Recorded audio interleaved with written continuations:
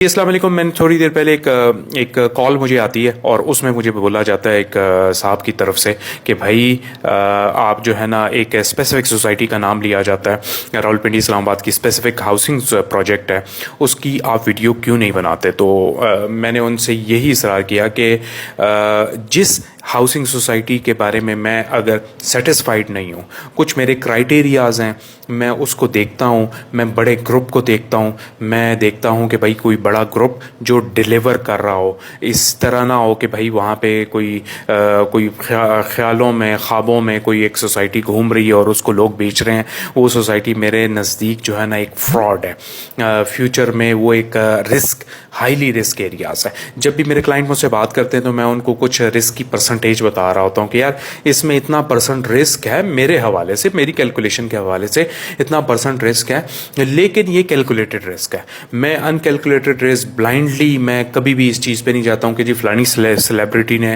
फलाने ने ये काम कर दिया है और फिर मैं उसके सोसाइटी की तरफ लोगों को बोलूँ कि भाई इस सोसाइटी की तरफ जाओ।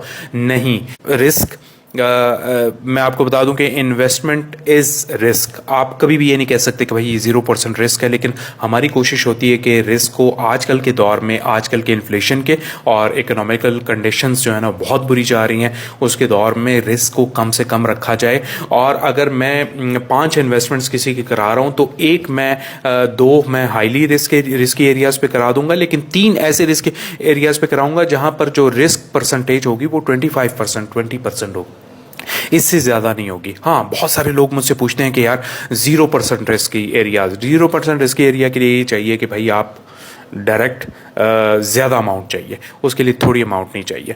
ठीक है, तो ये आपसे बात शेयर करनी थी। आज मुझे एक सुबह कॉल आई थी, बड़ी डिटेल से मेरी उन साहब से बात हुई और उन्होंने मुझे यही बात बताई एक स्पेसिफिक हाउसिंग सोसाइटी के बारे में।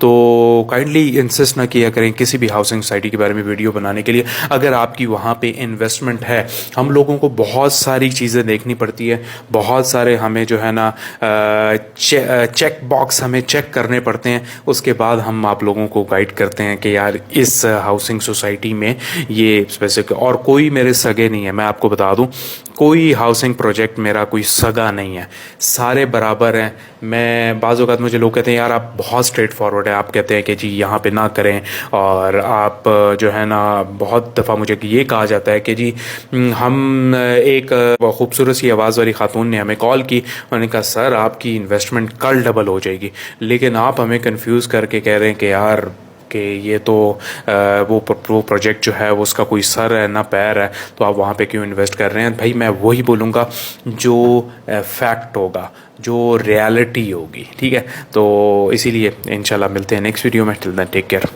अल्लाह हाफिज़।